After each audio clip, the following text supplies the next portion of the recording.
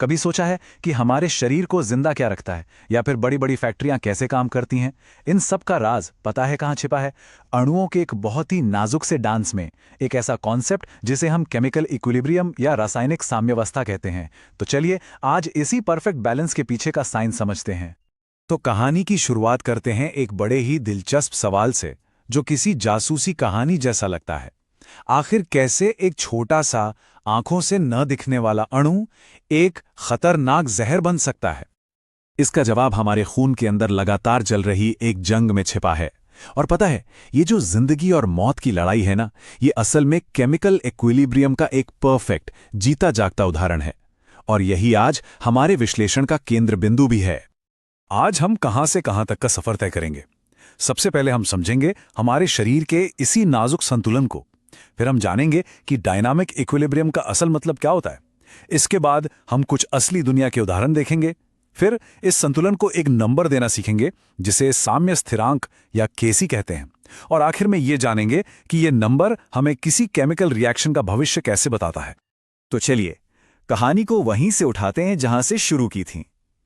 आखिर ये संतुलन हमारी जिंदगी के लिए इतना जरूरी क्यों है, और कैसे ये जीवन और मृत्यु का मामला बन जाता है?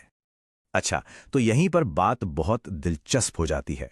हमारे खून में जो हीमोग्लोबिन है, वो ऑक्सीजन और कार्बन मोनोऑक्साइड दोनों से जुड़ सकता है।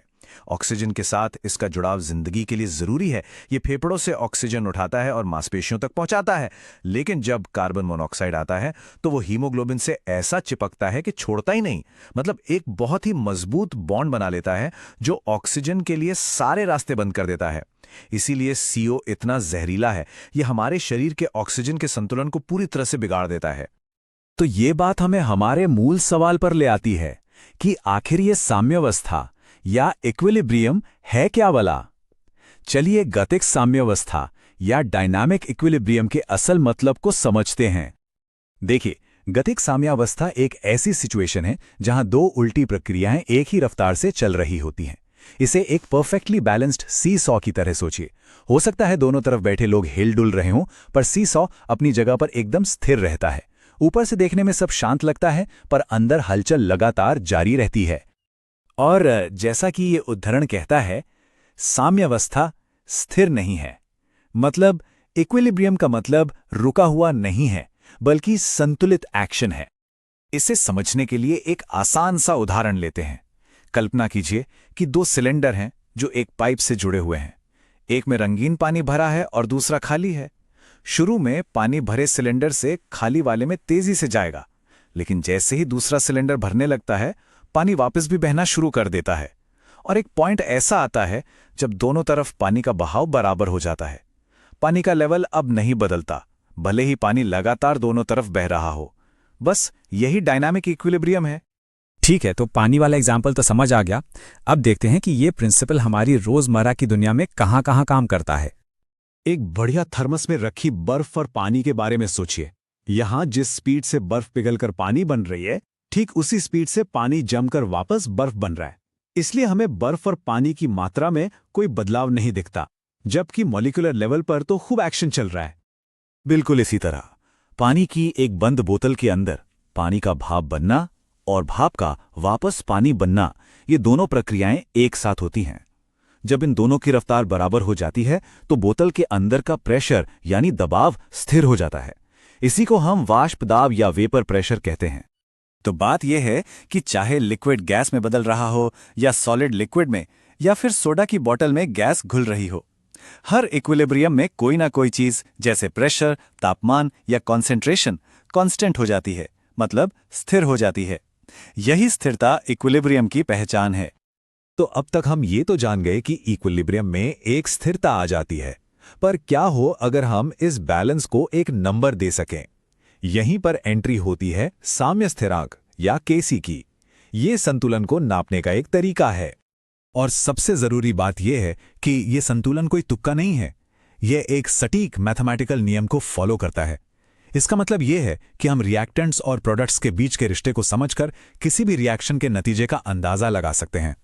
और इस रिश्ते को हम दिखाते हैं साम्य स्थिरांक यानी केसी से। आसान भाषा में कहें तो जब रिएक्शन बैलेंस में आ जाता है, तब प्रोडक्ट्स और रिएक्टेंट्स का अनुपात क्या है, वही केसी है। ये एक अकेला नंबर हमें बता देता है कि आखिर में मिश्रण में ज्यादातर प्रोडक्ट्स होंगे या रिएक्टेंट्स।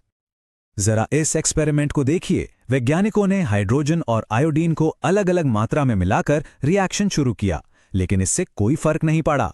हर बार जब भी रिएक्शन संतुलन में पहुंचा, प्रोडक्ट्स और रिएक्टेंट्स का अनुपात हमेशा 49.5 के आसपास ही रहा। ये इस बात का पक्का सबूत है कि Kc किसी भी रिएक्शन के लिए एक असली स्थिरांक है।